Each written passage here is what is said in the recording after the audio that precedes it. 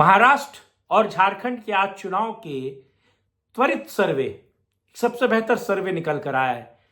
झारखंड में खेल हो गया और वो खेल कैसे पप्पू यादव का एक वीडियो बता रहा है। और महाराष्ट्र में विनोद तावड़े के नाम पर ओबीसी को घेरने की कोशिश बेमानी और नाकाफी नजर आ रही है। सिंपैथी वोट किस तरीके से किसके पास जा रहा है और एक प्रायश्चित का वोट होता है, उसने किस तरीके से सारा खेल कर दिया है महाराष्ट्र में और झारखंड में। पूरा वीडियो अंत तक देखिए। आपका बिहार से देश से चल के अपने माँ के पास आए और अपने खून से हम आशीर्वाद लेने दीजिएगा ना। आशीर्वाद बेटी दीजिएगा ना। ओ बिटिया दीजिएगा ना। अब जोर से नहीं बोलिएगा तो नहीं दीजिएगा ना आशीर्वाद। नहीं देंगे, हम लोग बीजेपी में देंगे। बीजेपी में देंगे। बीजेपी में? हाँ। क्यों बेटा? क्योंकि इतना दिन तक क्या किया जेएमएम 5 साल से इतना दिन तक क्या किया? 20 साल बीजेपी था, वो क्या किया? बहुत कुछ किया है। करने से कुछ हो जाएगा बेटी? बहुत कुछ हुआ है।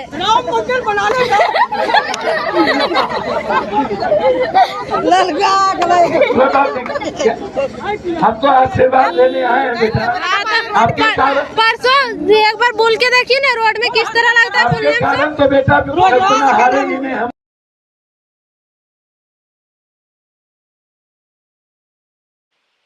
नमस्कार, मैं कुमार श्रीकांत आपका स्वागत कर रहा हूं। और आज बात झारखंड और महाराष्ट्र के चुनाव आज कैसे बदल गए। आज वोटिंग का दिन है और वोटिंग के दिन कैसे झारखंड और चुनाव और महाराष्ट्र का चुनाव सीधे तौर पर बदल गया। आपने एक वीडियो देखा, जिस वीडियो में आपने देखा कि पप्पू यादव को किस तरीके से झारखंड में जब वो चुनाव प्रचार करने आए थे, और आपको पता है पप्पू यादव पूर्णिया से निर्दलीय जीते, उसके बाद कांग्रेस का समर्थन था और दूसरे तरीके से देखा जाए तो फिर वो कांग्रेस में शामिल हो गए और कांग्रेस के एकमात्र सांसद हैं वो बिहार में। पप्पू यादव आपने वीडियो में देखा किस तरीके से जब वो कल्पना सोरेन का प्रचार करने आए तो किस तरीके से जो महिलाएं थी, जो लड़कियां थी, और उन्होंने किस तरीके से उन्होंने बार बार बोला कि मैं स्वजाति हूं, यानी कि अपना जात, अपनी अपनी जाति उनसे जोड़ने की कोशिश की। और किस तरीके से पप्पू यादव ने अपनी जात को लेकर उन लोगों से बात की, लेकिन उन लड़कियों ने सीधे तौर पर कह दिया कि वो जेएमएम को वोट नहीं देंगे और जेएमएम ने 5 सालों में कुछ नहीं किया।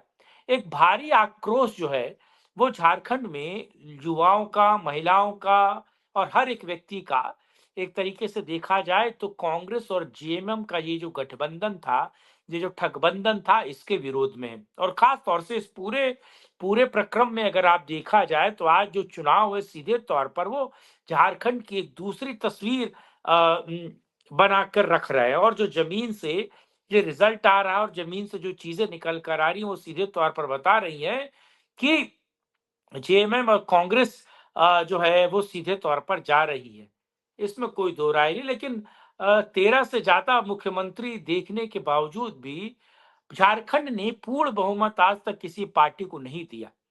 आप समझिए वो जोड़ तोड़ की सरकार बनती रही, लेकिन क्या ये 2024 आज जो मैंडेट मिलेगा वो पूरी तरीके से सभी पार्टियों को मिलेगा? क्या बीजेपी को फुल मेजोरिटी मिलेगी? ये बड़ा सवाल है और इस सवाल के निहितार्थ हैं। दूसरा, महाराष्ट्र की तरफ समझे। महाराष्ट्र में आपको पता है एक दिन पहले विनोद तावड़े पर नोट बांटने का आरोप लगा। फिर आपको पता है जो नकली शिवसेना है, यानी कि उद्धव उद्धव ठाकरे के चेले, यानी कि आपको पता है वो बड़बोले नौटी संजय राउत, उन्होंने किस तरीके से विनोद तावड़े को ओबीसी से जोड़ दिया और उसके बाद कहा कि देवेंद्र फडणवीस इस बात का जवाब नहीं देते।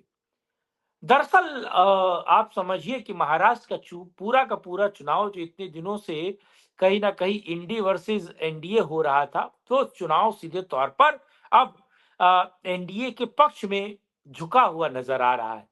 और एक तरीके से जो बड़ा वोट बैंक चंक पिछले लोकसभा चुनाव में अगर देखा जाए तो वो इंडी अलायंस के साथ आया था और उसके कारण आपने देखा बहुत जगह पर एनडीए के हाथों हताश, निराश और हार मिली। और इंडी गठबंधन बेहतर तरीके से जीत गया। लेकिन कहा जा रहा है कि इस बार आपको याद है किस तरीके से नरेंद्र मोदी ने बीजेपी ऑफिस, क्योंकि 4 जून को रिजल्ट आया था और मैं भी वहां मौजूद था तो जो रिजल्ट आया उस दिन नरेंद्र मोदी के चेहरे पे जो मायूसी, जो तनाव और जो एक तरीके का दर्द दिखा, विकास और तमाम तरह की हिंदू चीजों को करने के बावजूद भी जो हताशा उनके चेहरे पे दिखी, तो वो जो सद्भावना का या फिर जो गिल्टी का वोट है, वो इस बार महाराष्ट्र में आज चुनाव में क्लियर हो चुका है कि वो बीजेपी को सीधे तौर पर मिल रहा है। गिल्टी का वोट तो बीजेपी को मिल ही रहा है, लेकिन बड़े पैमाने पर बीजेपी को लेकर जो बटेंगे और कटेंगे, अगर बटेंगे तो कटेंगे वाले जो नारा है, इस नारे ने पूरे के पूरे महाराष्ट्र में चीजें बदलती हैं। और जो ताजा सर्वे ये कह रहा है कि एनडीए की सरकार महाराष्ट्र में बिल्कुल तय है और बीजेपी 3 डिजिट के ऊपर जा रही है। अकेले बीजेपी अगर 3 डिजिट के ऊपर जा रही है तो आप समझिए कि कहीं ना कहीं पूर्ण बहुमत महायुति को अगर अजीत पवार को हटा भी दिया जाए तो शिवसेना, उद्धव की शिवसेना, अब वो शिंदे की शिवसेना और बीजेपी पूर्ण बहुमत लेकर अपने आप में ही आ रहे हैं और उसमें एड ऑन जो कर रहे हैं तकरीबन 20 सीटों के आसपास वो कर रहे हैं अजीत पवार। तो अजीत पवार को देखा जाए, आप शिंदे को देखा जाए और बीजेपी को देखा जाए तो ताजा सर्वे बता रहा है कि पूरा का पूरा खेल महाराष्ट्र में बदल चुका है और यही खेल झारखंड में बदला हुआ, यानी कि दोनों जगह आज के चुनाव में ये चीजें क्लियर हो चुकी हैं कि आज जो चुनाव हुआ है उसमें ये चीजें क्लियर हो चुकी हैं कि सीधे तौर पर वोट और सरकार इन दोनों पार्टियों की बनने जा रही है। एक बड़ा सर्वे, एक बेहतर चीज, एक बड़ी अपडेट आप लोगों तक मैंने पहुंचाया। ये वीडियो कैसा लगा कमेंट बॉक्स में अपनी राय रखिएगा, लाइक शेयर चैनल को सब्सक्राइब कीजिएगा और अगर आप हमसे जुड़ना चाहते हैं तो आप नीचे चलते हुए नंबर पर हमें सपोर्ट और सहयोग कर सकते हैं। साथ जुड़ने के लिए, इस मुद्दे बात करने के लिए बहुत धन्यवाद। कल फिर मिलेंगे, करेंगे राष्ट्रहित में एक और चर्चा। जय हिंद, जय भारत, वंदे मातरम।